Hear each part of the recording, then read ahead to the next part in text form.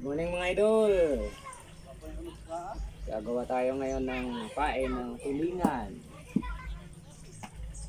Ito po'y kakaiba sa lahat ng inyong mga gamit, no? Siguro mas may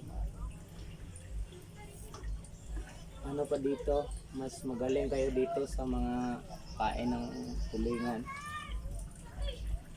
Ito'y siguro ngayon nyo lang ito makikita kung paano ito gagawin. Ito po yung mga gamit, dalawang kasing sinulid, pula at saka itim. At ito namang nail cutter, pang cutting ng ating kuko. Kung marumi na kagaya ng kuko ko, pwede rin ito gagamitin sa gagawin natin pain ng tulingan. May kulay tayo na green, saka orange, saka yung tinatawag nating pang pakintab. And then sa bandang huli mga idol itong tinatawag nating pangpakulay o para magiging buhay na buhay yung ating pamain. Saka ko na ipapakita sa inyo paano ito gagawin. Ang unahin muna natin ay itong paano magsimula ng paglagay ng pain. At saka itong tinatawag ng parang lagayan ng pagkain yata sa Jollibee ito. Tapos gagawin natin ito ng parang ulo niya mga idol, mga ulo niya, gagawin natin ulo. Paano ito ginawa ipapakita ko sa inyo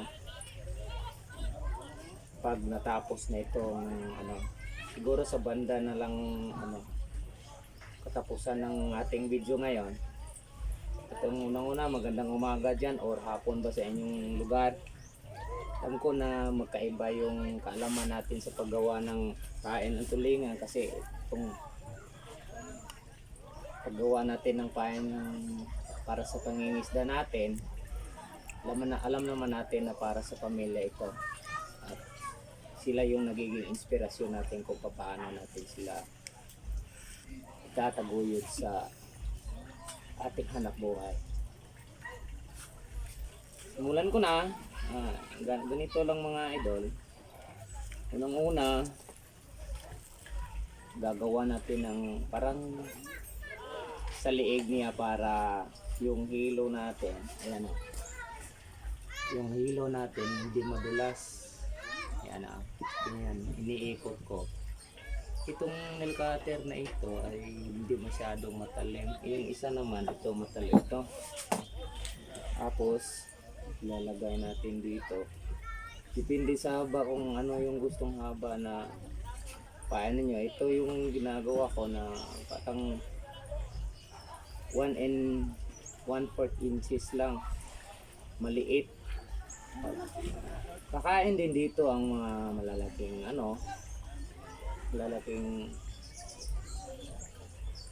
tulingan or tag-half kilos na tuna, mga baby tuna. So ayan nakikita lang. Dalawang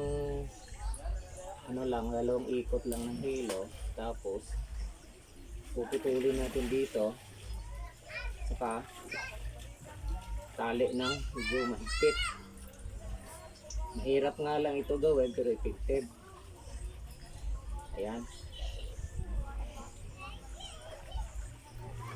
Ibaba natin dito, gamit na gamit Hirapan ako sa kagat kasi nga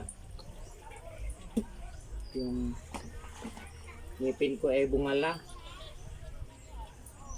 Ayan. Tapos ito kung makikita nyo, ibabalik yan dito sa babalik yan, tapos tatalian naman uli dito sa bandang ulo. Mga 5 beses iikot, gano'n. Tapos tali naman. Ayan, gano'n. Ayan. Hirap pero hindi kayo magsisisi. Talagang subok na to. Ayan. Adoon. Tapos gagamitin naman natin yung matalim na nail cutter. Tapos dito sa may bandang hilo, unahan ng konti. Ayan o. Iputo na naman natin. Sabay diin. Putol na. Para magiging buo yung yung cutting niya dito. Gaganyanin natin ng gunting. Yan. Gunting. Tapos saka hilain. Pag pag nasanay na kayo, simpleng-simple na lang. Parang ginagawa na lang natin ng libangan pag may free time tayo. Yan. Nakikita nyo. Kung gusto nyong makita yung finished products ko talaga, ito yun o. Yan. Kita nyo yan. Tapos ito sa ilalim. Hindi ko pa ito nagagamit. Bagong gawa ko lang to. Ayan o, ayan. Ayan o. Ilalagay ko dito o. Yan ang finished products natin. Ayan o. Ang ganda. Ito yung hindi pa ginawa ng kulay. But ito, ayan, may kulay na yan. Kakaiba ang dating. I-compare mo sa hindi pa nagawa o hindi pa nalagyan ng kulay. Iba ang dating nito. Yan.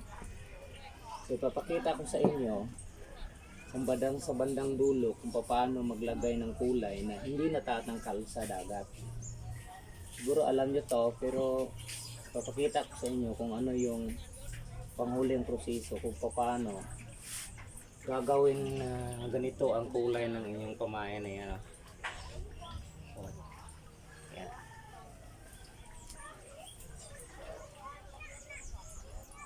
Mahirap pero effective. Lalo na alam naman natin na yung isda talaga pihikan. Times talaga, hindi talaga natin mapipilit. Pero pag kakain na talaga sila, talaga namang uuwi kayo ng maaga. Hindi na kayo mahihirapan pa. Yan, ito yung panggawa ko ng kulay. Ito.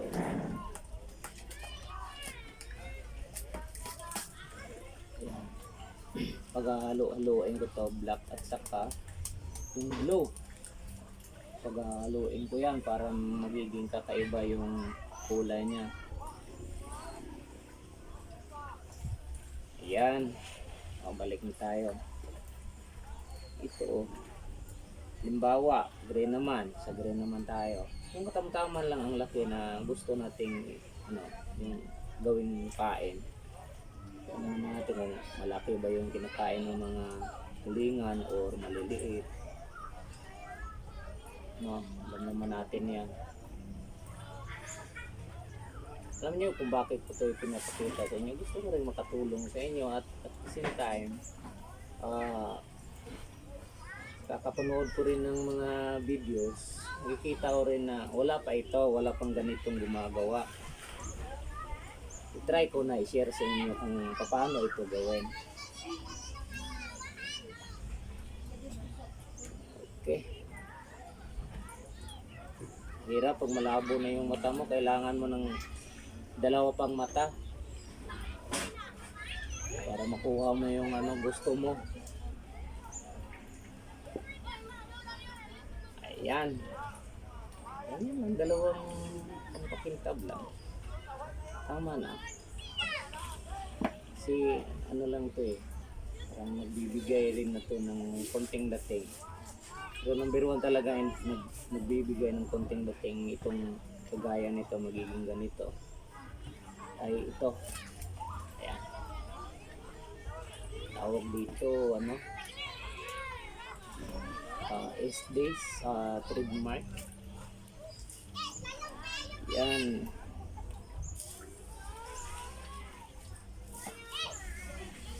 Ayan ang dati, ito, gagawa ng dito lang sa, ayan o. Kailangan maliit na maliit yung ano niya, maliit na maliit yung, kasi ginagawa ito para dito idadaan yung nylon, hindi na didiretso sa ano, hook. Hindi na didiretso sa hook. Halimbawa, gagamit kayo ng local na hook, eh kahit na ilang buwan pa ang pain ninyo ay nandyan, hindi masisira. Yan. Dalawang ikot lang sa dalawa. Ito. Ito agad.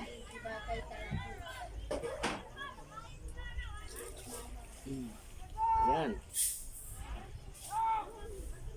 Okay.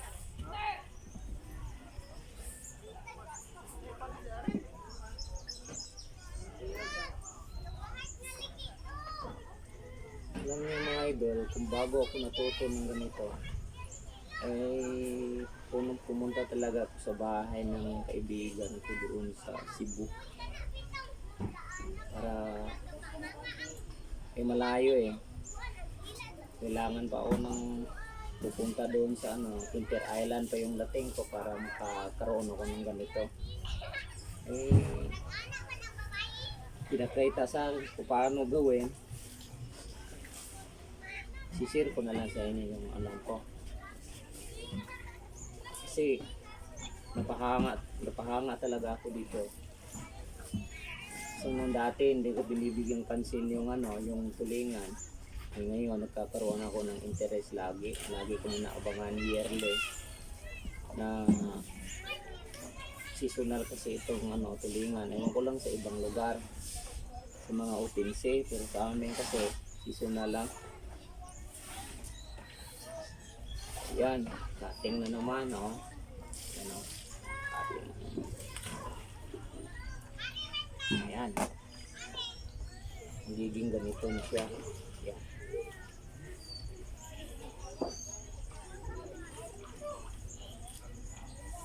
Sige mga idol, papakita ko na lang sa inyo kung ano yung ibang panghuling proseso nito. Kasi may ano pa ito eh, may kahoy na lalagyan dito, tapos may plastic pa, tapos maraming hilo. Papakita ko sa inyo kung paano gawin para naman matuto kayo. At bahagi na rin ng ating kaalaman sa dagat. Okay? Siya nga pala guys, sa part 2 ko na lang ipapakita sa inyo yung huling proseso nito, yung paglalagay ng kulay, kasi nga haba ito guys, medyo matagal din yung gawin. Papakita ko sa inyo yung panghuling proseso para makita yung hinahanap nyo na kung paano ito talaga gawin na magiging kaakit-akit yung dating. Abangan nyo lang guys sa part 2 nito. Salamat.